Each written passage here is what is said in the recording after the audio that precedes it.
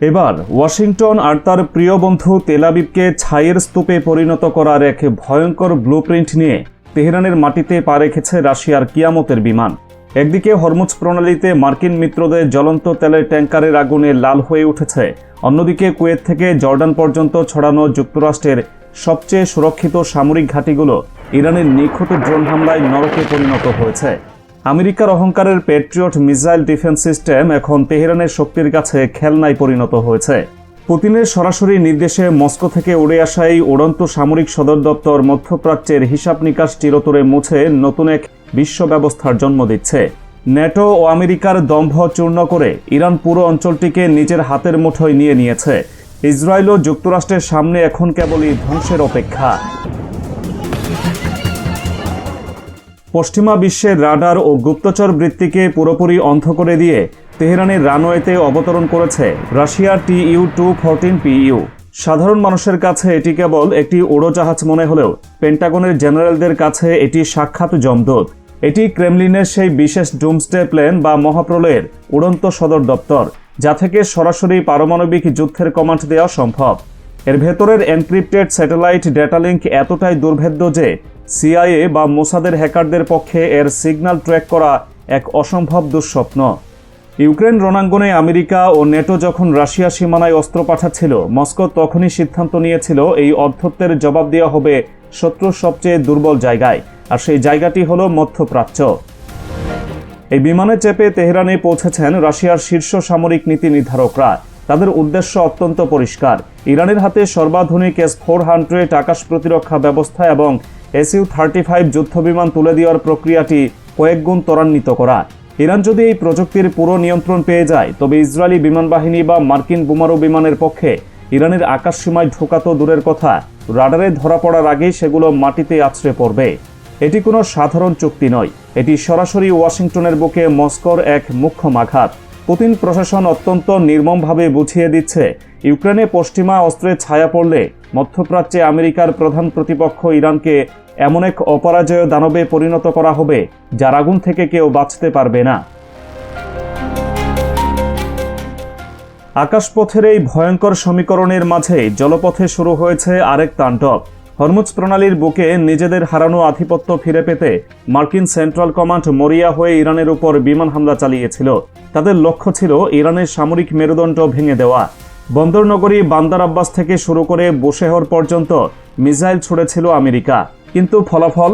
ইরানের অত্যাধুনিক সতর্কতামূলক ব্যবস্থার কারণে আমেরিকার কোটি কোটি ডলারের মিসাইলগুলো স্রেফ মাটিতে মুখ থুবড়ে পড়েছে। একটি আঁচড়ও কাটতে পারেনি তেহরানের গায়ে। উল্টো এই স্পর্ধার যে চরম মূল্য আমেরিকাকে দিতে হয়েছে, তা তাদের ইতিহাসে এক কলঙ্কজনক অধ্যায় হয়ে থাকবে। ইসলামিক রেভলিউশনারি গার্ড IRGC বিন্দুমাত্র সময় নষ্ট করেনি। তাদের ছোড়া ক্রুজ মিসাইলের নিখুঁত আঘাতে ওমান উপসাগরের সংযুক্ত আরব আমিরাতে দুটি বিশাল তেলবাহী ট্যাঙ্কার চোখের পলকে জ্বলন্ত নরকে পরিণত হয়েছে। প্রাণ হারিয়েছেন এক নাবিক, আহত হয়েছেন আরও অনেকে। উপসাগরের এই বিশাল জলরাশির উপর আমেরিকার তথাকথিত নিরাপত্তা ব্যবস্থা যে কতটা ঠুনকো তা বিশ্ববাসীর সামনে উলঙ্গ হয়ে গেছে। আর বান্দার আব্বাসের আকাশে নজরদারি করতে আসা যুক্তরাষ্ট্রের একটি অত্যাধুনিক ড্রোনকে টার্গেট প্র্যাকটিসের মতো গুলি করে ভূপাতিত করেছে ইরানের আকাশ প্রতিরক্ষা ব্যবস্থা।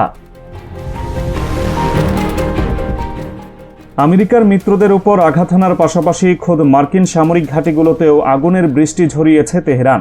কুয়েতের বুকে থাকা যুক্তরাষ্ট্রের সবচেয়ে সুরক্ষিত সামরিক স্থাপনাগুলো আজ ধ্বংসস্তূপ। ইরানের সেনাবাহিনী ঝাঁকে ঝাঁকে ড্রোন দিয়ে কুয়েতের মার্কিন ঘাঁটিতে এমন নিখুঁত ও ভয়ঙ্কর হামলা চালিয়েছে যে পেন্টাগনের কমান্ড সেন্টারে পিনপতন নীরবতা নেমে এসেছে। এই হামলায় আমেরিকার অহংকারের প্রতীক প্যাট্রিয়ট মিসাইল ডিফেন্স সিস্টেম, বিশাল জ্বালানি সংরক্ষণাগার এবং গোলাবারুদের গুদাম সরাসরি ভস্মীভূত হয়েছে। যে প্যাট্রিয়ট সিস্টেম বিক্রি করে আমেরিকা সারা বিশ্বে নিজেদের শ্রেষ্ঠত্ব জাহির করে, সেই সিস্টেম ইরানের ড্রোনের সামনে পুরোপুরি অন্ধ ও অক্ষম প্রমাণিত হয়েছে। শুধু কুয়েত নয়, জর্ডান ও বাহরাইনে থাকা মার্কিন ঘাঁটিগুলোতেও একইভাবে মৃত্যুভয় ছড়িয়ে দিয়েছে ইরান। পেন্টাগন এখন খুব ভালো করেই বুঝতে পারছে, মধ্যপ্রাচ্যের মাটিতে তাদের প্রতিটি সেনা সদস্য এখন ইরানের নিশানার মধ্যে দাঁড়িয়ে আছে। এই লাগামহীন ধ্বংসযজ্ঞের জেরে খোদ হোয়াইট হাউসের ভেতরে চরম বিশৃঙ্খলা দেখা দিয়েছে। মার্কিন প্রশাসন এতটাই দিশেহারা হয়ে পড়েছে যে সাংবিধানিক ক্ষমতার অপব্যবহার করে কংগ্রেসের কোনো প্রকার অনুমোদন ছাড়াই মার্কিন বাহিনীকে জোরপূর্বক এই রক্তক্ষয়ী সংঘাতে আটকে রাখা হয়েছে। আমেরিকা দাবি করেছে হরমুজ প্রণালী উন্মুক্ত এবং মার্কিন নিরাপত্তার জন্য প্রতিটি বাণিজ্যিক জাহাজকে 20% টোল দিতে হবে, কিন্তু তাদের এই হাস্যকর দাবির মুখে সজোরে চপেটাঘাত করেছে তেহরান। ইরানের পররাষ্ট্র মন্ত্রণালয় অত্যন্ত শীতল ও কড়া ভাষায় বিশ্বকে জানিয়ে দিয়েছে হরমুজ প্রণালীর একমাত্র এবং একচ্ছত্র অভিভাবক ইরান। তেহরানের সরাসরি অনুমতি ছাড়া এই জলপথ দিয়ে একটি পিঁপড়াও পার হতে পারবে না।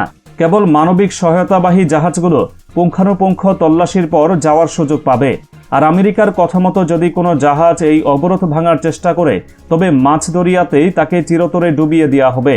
ইরানের এই একটিমাত্র ঘোষণায় বিশ্বজুড়ে তেলের বাজারে রীতিমতো আগুন লেগে গেছে। ব্রেন্ট ক্রুডের দাম এক ধাক্কায় ব্যারেল প্রতি $81 ছাড়িয়ে গেছে। পুরো পশ্চিমা বিশ্বের অর্থনীতি এখন কার্যত তেহরানের আঙুলের ইশারায় কাঁপছে। ওয়াশিংটন যখন নিজেদের অস্তিত্ব বাঁচাতে খাবি খাচ্ছে, তখন মধ্যপ্রাচ্যের আরেক প্রান্তে আমেরিকার সবচেয়ে বড় মিত্র সৌদি আরবের উপর নেমে এসেছে মহাবিপর্যয়। দীর্ঘ 4 বছরের যুদ্ধবিরতিকে কবর দিয়ে ইয়েমেনের ইরান সমর্থিত হুথি বিদ্রোহীরা সৌদি আরবের আভা আন্তর্জাতিক বিমানবন্দরে এক ভয়াবহ ও ধ্বংসাত্মক ড্রোন ও মিসাইল হামলা চালিয়েছে। এর আগে ইয়েমেনের সানা বিমানবন্দরে একটি ইরানি বিমানকে অবতরণে বাধা দিতে সৌদি জোট যে অধ্যত্ব দেখিয়েছিল তার সরাসরি এবং চরম প্রতিশোধ ছিল এটি। হুতিদের সামরিক কমান্ড সরাসরি হুঁশিয়ারি দিয়ে আন্তর্জাতিক বিমান সংস্থাগুলোকে সৌদি আরবের আকাশসীমা এড়িয়ে চলার নির্দেশ দিয়েছে। তারা স্পষ্ট জানিয়ে দিয়েছে সানা বিমানবন্দর থেকে অবরোধ না ওঠা পর্যন্ত পুরো সৌদি আরব তাদের মিসাইলের লক্ষ্যবস্তুতে পরিণত হবে। পরিস্থিতি এতটাই ভয়াবহ রূপ নিয়েছে যে সৌদি আরবের দীর্ঘদিনের মিত্র সংযুক্ত আরব আমিরাত প্রাণের ভয়ে এই সামরিক জোট থেকে নিজেদের সম্পূর্ণ প্রত্যাহার করে নিয়ে রিয়াদকে একঘরে করে ফেলেছে। রিয়াদের আকাশ প্রতিরক্ষা ব্যবস্থা সম্পূর্ণ বিকল হয়ে পড়েছে। জাতিসংঘ নিরাপত্তা পরিষদ তড়িঘড়ি করে জরুরি বৈঠক ডাকলেও তাদের অসহায়ত্ব ছাড়া আর কিছুই প্রকাশ পায়নি। পুরো অঞ্চলটিকে আরেক দফা যুদ্ধের দিকে ঠেলে দিয়ে আমেরিকা ও তার মিত্ররা এখন নিজেদের পাতা ফাঁদেই আটকা পড়েছে। আজ পুরো মধ্যপ্রাচ্যের মানচিত্র একটি নতুন শক্তির পদানত। একদিকে রাশিয়ার মহাপ্রলয়ের বিমান আর তাদের সর্বাধুনিক সামরিক প্রযুক্তির ছায়া, অন্যদিকে ইরানের অপ্রতিরোধ্য ও আগ্রাসী সামরিক শক্তি। এই দুইয়ের চাপে আমেরিকা ও ইসরায়েলের বহু বছরের সাজানো সাম্রাজ্য এখন তাসের ঘরের মতো ভেঙে পড়ছে।